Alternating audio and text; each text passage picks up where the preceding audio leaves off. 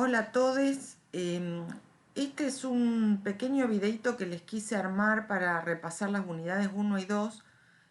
como para que si es posible lo tengan visto para la clase de consulta de mañana, viernes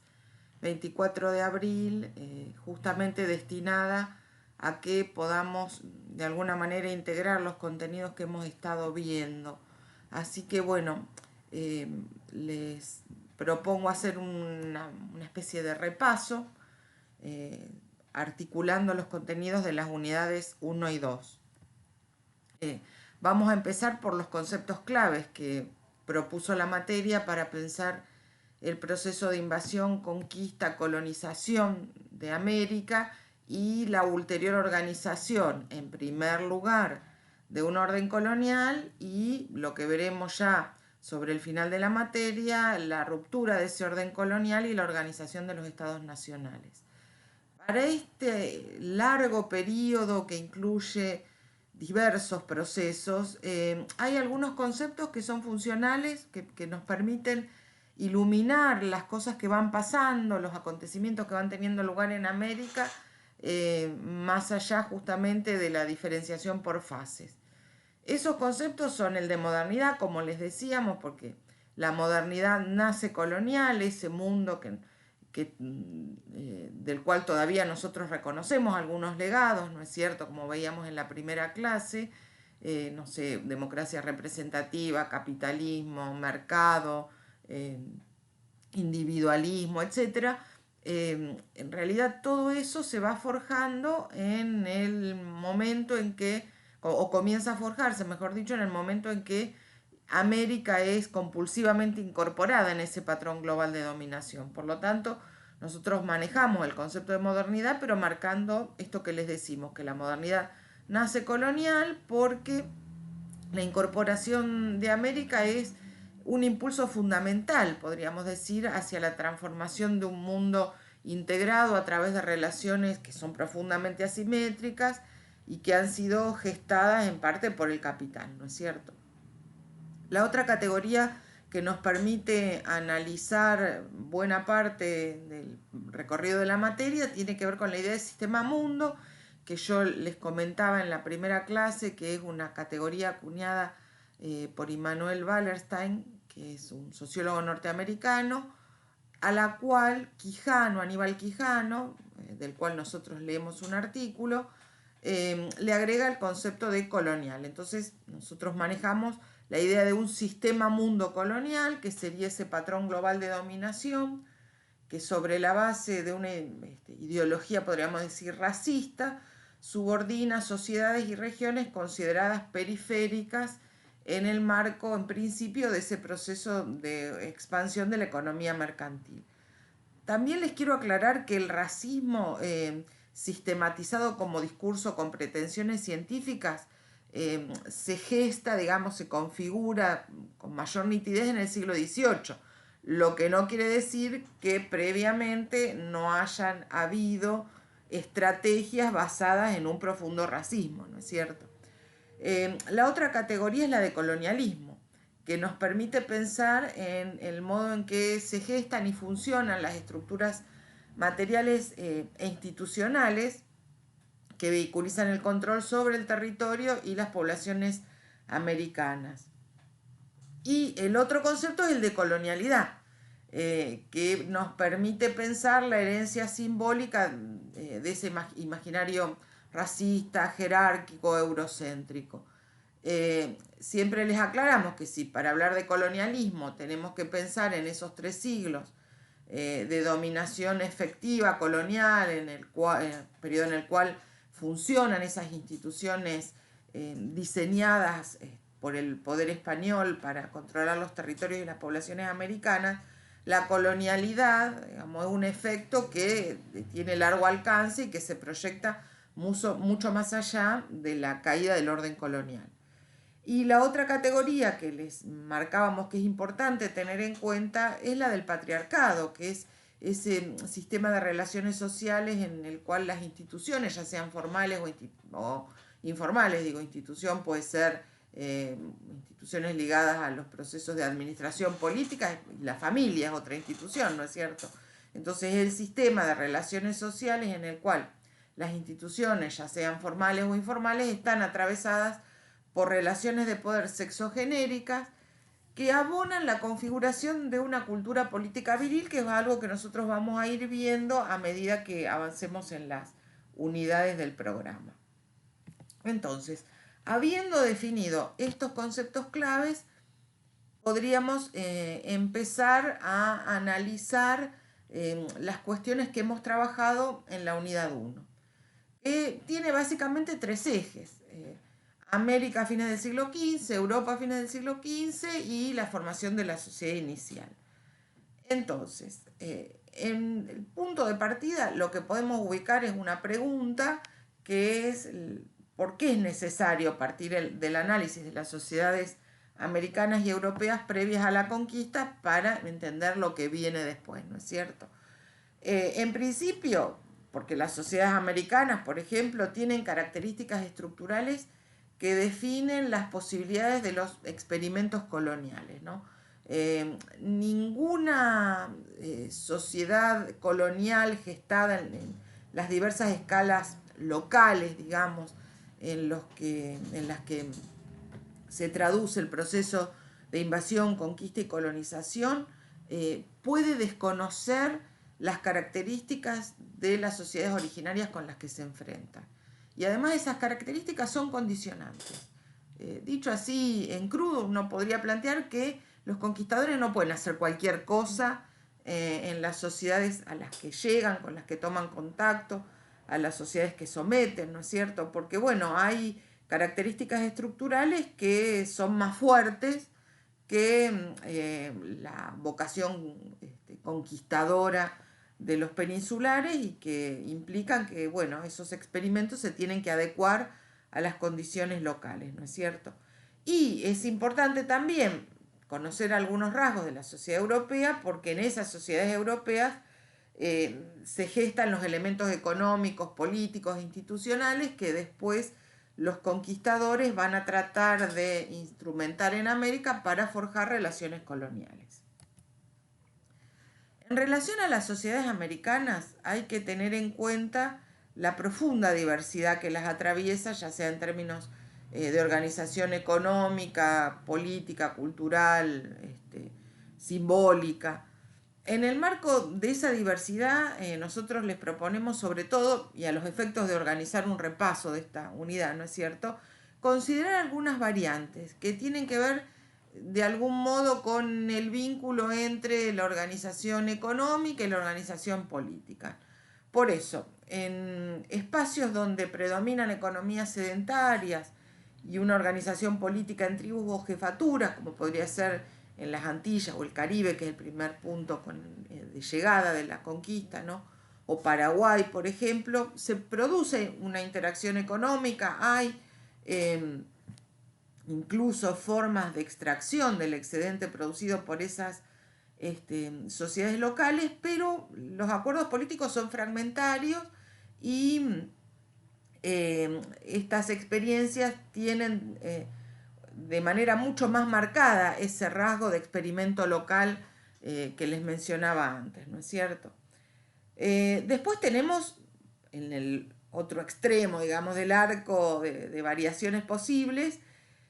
esas economías complejas con una organización política centralizada y con mecanismos institucionalizados de captación del excedente, como podrían ser los incas, los mexicas. En esas regiones hubo posibilidades de implantar formas europeas de tributación porque, como les decíamos en las clases previas, había una cierta, podríamos decir, rutinización de las prácticas de, digamos, tributación del excedente, ¿no es cierto? Y por otra parte, se logró un control político de escala mucho más ampliada porque una vez que caía, digamos, el núcleo de centralización política de esas sociedades, una vez que se conquista ese núcleo, se puede reemplazar a escala global las funciones que cumplía ese núcleo político por los mecanismos de ejercicio del poder que instrumentan, que ponen en marcha a los conquistadores. Y después hay vastas regiones con poblaciones nómades o seminómades, con economías de subsistencia, cazadoras recolectoras, poblaciones organizadas en bandas, como podrían ser las del Chaco, la Patagonia, el norte de México. Les aclaro, creo que ya lo dije en una clase previa, que el Chaco no es el equivalente a nuestra actual provincia del Chaco, es una región mucho más vasta, que incluye, diríamos, lo que sería el territorio actual de la ciudad de Santa Fe para arriba, llega al Paraguay, Bolivia, ¿no? Parte de la provincia actual de Jujuy, de Salta. Bueno, en esas regiones las poblaciones se mantienen absolutamente resistentes al poder colonial. El poder colonial en realidad lo único que tiene sobre esas regiones es, digamos, atribuciones nominales, porque de hecho no logra controlar a esas poblaciones e incluso una vez que se declara la independencia y que comienza el proceso de formación de los estados nacionales, esos pueblos incluso desafían la autoridad del Estado-Nación y van a, digamos, generar de parte de los proyectos de los estados nacionales políticas fuertemente represivas, que es algo que también vamos a ver sobre el final de la materia. En relación a las sociedades europeas, Europa y concretamente la península ibérica, a fines del siglo XV, lo que hay que tener en cuenta, en primer lugar, en el plano económico, es que en el norte de Europa y en Inglaterra sobre todo, estamos asistiendo a un proceso de notable expansión del capital comercial y de gradual disolución de las estructuras feudales. Concretamente yo les comentaba en una de las clases que en Inglaterra en este periodo Marx ubica el inicio de la transición al capitalismo, ¿no? Ahora, en otras regiones de Europa, como por ejemplo Europa Oriental o la península ibérica, el sistema feudal está plenamente vigente para el siglo XV e incluso se habla de que en la península ibérica la feudalización es tardía, porque si el modelo, digamos, ideal típico del feudalismo se ubica para el siglo X u XI en, por ejemplo, Francia, para la península ibérica la feudalización comenzaría en el siglo XII, cuando se inicia el proceso de la reconquista de los territorios que estaban en manos de los moros. Esto lo que marca claramente es que si uno, digamos, sacara una fotografía de la economía europea del siglo XV, lo que notaría es un escenario profundamente heterogéneo, con situaciones muy dispares, pero sí hay un elemento que de alguna manera atraviesa todas esas regiones, que tiene que ver con la expansión del capital comercial, que financia la exploración ultramarina, que en general financia los déficits de las monarquías europeas y por eso está en condiciones de presionar a estas monarquías para que adopten determinados programas o trayectos económicos, ¿no es cierto? En el plano político, lo que, digamos, caracteriza este periodo, sobre todo el XV, es el proceso de concentración del poder en las monarquías, que van sumando atribuciones fiscales, jurídicas, militares, y es un proceso no exento de tensiones, un proceso que enfrenta continuamente a las monarquías con los, digamos, defensores o los resabios del régimen señorial, porque el régimen señorial implica poderes jurisdiccionales, atribuciones recaudatorias, la posibilidad de que los señores feudales manejen una milicia particular, que son todos elementos que contradicen la dinámica del proceso de concentración del poder en manos de las monarquías. Esas características tanto de las sociedades americanas como de las sociedades europeas son las que hay que poner en juego para pensar cómo toma forma una sociedad inicial tras un proceso de conquista, de invasión y conquista que, como les decía en la clase previa, opera por oleadas, ¿no es cierto? Por lo tanto, les repito una cosa que ya había planteado, que es que para la sociedad inicial no podemos adoptar un criterio cronológico riguroso, porque cuando tenemos los primeros ensayos de formación de sociedad colonial, por ejemplo, en el Río de la Plata, en Buenos Aires, en 1580, ya en México o en el área andina tenemos una sociedad colonial perfectamente consolidada, ¿no? Lo que hay que tener en cuenta es que la sociedad inicial, en cualquiera de sus contextos geográficos, es como una especie de laboratorio de ensayo, en el que se ponen a prueba la potencialidad de los recursos humanos e institucionales heredados, digamos, del mundo europeo y que están disponibles para los conquistadores a los efectos de forjar relaciones coloniales frente a pueblos que son profundamente diversos y heterogéneos, ¿no? La otra cuestión que hay que tener en cuenta es el rol del capital comercial, que como les decía antes, financia expediciones y es un elemento condicionante de la empresa colonial. Esos comerciantes que han financiado expediciones después van a querer obtener beneficios y van a presionar a la corona para que el modo de organización inicial de esas sociedades se adecue a esas expectativas de lucro. Y también les decíamos que no es casual que la primera institución con atribuciones de escala global para el territorio colonial sea la Casa de Contratación, que se crea en 1503 y que justamente regula las actividades comerciales. Y el otro elemento clave para analizar la sociedad inicial es la encomienda, ¿no? La encomienda es una institución central, ¿no? Para pensar cómo van a ir funcionando estas sociedades, pero teniendo en cuenta que solo es viable cuando los patrones de organización de los pueblos indígenas con los que se encuentran los conquistadores dan cuenta de la capacidad de producir y tributar trabajo excedente. Donde no hay sociedades sedentarias con hábitos de tributación más o menos institucionalizados, la encomienda es inaplicable, ¿no es cierto? Y la otra cuestión que hay que tener en cuenta es que en el área andina, en particular, la encomienda se articula con la alianza entre los encomenderos y los líderes étnicos o los curacas. ¿Cuáles son las funciones de la encomienda y por qué, bueno, allí donde puede instrumentarse se considera la matriz a partir de la cual se forjan las relaciones coloniales? Bueno, la encomienda incluye funciones políticas, que es organizar el control de los pueblos conquistados a través del reconocimiento que se le hace al encomendero de poderes jurisdiccionales, ¿no? Todos los encomenderos tienen la atribución de ejercer la justicia, aplicar la justicia en relación a los pueblos indígenas que les han sido encomendados. Y estas atribuciones políticas de los encomenderos se apoyan en una institución local que es el cabildo o el ayuntamiento, que también es una institución muy tempranamente trasplantada, diríamos, de la península América, que va permitiendo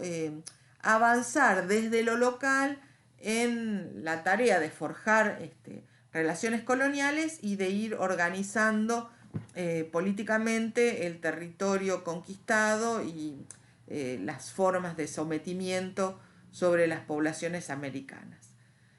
También tiene funciones militares la encomienda, ¿no? Porque dado que justamente la corona no traslada inmediatamente un aparato institucional a América y la empresa de conquista aparece como una empresa de particulares fundamentalmente, respaldada por la monarquía, pero empresa de particulares al fin, la conquista, la defensa, digamos, el avance del poblamiento de los territorios conquistados descansan en las atribuciones militares que tiene la encomienda. También tiene atribuciones fiscales. Como les decía la otra vez, la encomienda habilita a los encomenderos a cobrar tributo. A cobrar el tributo y quedárselo para los encomenderos. No es que le tienen que entregar una porción a la corona. Ustedes dirán, y bueno, ¿cuál es el beneficio que obtiene la corona? Bueno, obtiene el beneficio de mantener poblados estos territorios, de avanzar con la conquista, e incluso uno podría decir a largo plazo sirve para rutinizar, diríamos una vez más, la práctica de la tributación, en este caso hacia un poder externo como es el poder colonial. Y también tiene funciones religiosas, porque no se olviden que lo que legitima el proceso de la conquista es que, bueno, se asocia a la expansión de la fe y está legitimado por las bulas papales. Entonces los encomenderos asumen la tarea de evangelizar a los indígenas.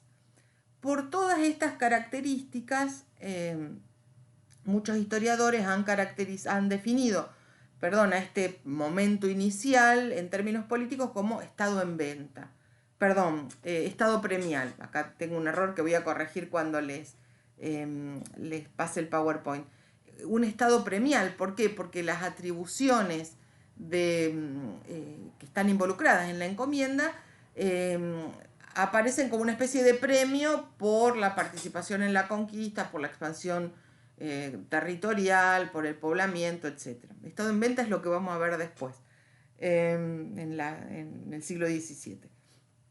Entonces, todas estas atribuciones de la encomienda, como les decía, definirían lo que los historiadores han caracterizado como estado premial. Más allá de que, uno pueda plantear algunas dudas acerca de la fertilidad, digamos, de usar el concepto de estado para analizar estas configuraciones sociopolíticas iniciales. Ahora, este modelo en algún punto empieza a mostrar fisuras, se agota. Se agota por su propio devenir, no es que, uno podría decir, incluso aunque la corona no hubiera tenido proyectos de transformación, incluso aunque las comunidades indígenas no hubieran planteado formas de resistencia, el modelo se habría agotado porque es como que tiene limitaciones estructurales. ¿Y cuáles son esas limitaciones estructurales que inducen el agotamiento del modelo inicial? En el plano económico, los descubrimientos mineros indudablemente marcan un punto de inflexión. En términos de demanda de fuerza de trabajo, porque se van a acentuar muchos más los intentos de captar mano de obra indígena para trasladarlos, para aplicarlos a la extracción de plata. Y eso va a generar resistencia. Y por otro lado, porque para la corona los descubrimientos mineros le hacen ver que la empresa colonial es una empresa de largo alcance y que es necesario organizar un régimen colonial con capacidad de reproducirse a largo plazo en el tiempo, ¿no? Y además le permite visualizar la posibilidad de contar con ingresos que servirían para financiar la estructuración de una organización política en América. Por otra parte, la persistencia de los patrones de organización indígena, que son, que garantizan la autosuficiencia, de alguna manera bloquean la posibilidad de crecimiento, de expansión de la economía mercantil. ¿Por qué acudirían a los circuitos mercantiles comunidades indígenas que producen todo lo que necesitan? El mercado, entre comillas, es un espacio absolutamente irrelevante en el marco de esas organizaciones autosuficientes. Y esto es un obstáculo para que la economía mercantil se expanda. Entonces, este también es un elemento estructural de agotamiento de ese modelo en el plano económico. Y la otra cuestión es que también la dependencia que tienen los emplazamientos de los blancos, ciudades, centros mineros, ¿no?, del abastecimiento de los bienes necesarios para la subsistencia, producidos a través de la encomienda y manteniendo los patrones de organización indígena, marcan lo que un autor que está puesto como bibliografía complementaria, que es Steve Stern, señala como fragilidad de la economía de la hegemonía de los conquistadores, ¿no? ¿Cuáles son los alcances de esa hegemonía si todo lo que necesitan para subsistir se lo proveen los indígenas y además se lo proveen a través de mecanismos productivos que son propios de la tradición precolombina, ¿no? Entonces, esto también marcaría una fragilidad, como les decía, de la hegemonía conquistadora. Y en el plano político, las tensiones que suscita la encomienda, ¿no?, que amenaza con reproducir en América un régimen señorial contra el que la corona ya está dando batalla en la península, hacen que la corona revise la posibilidad de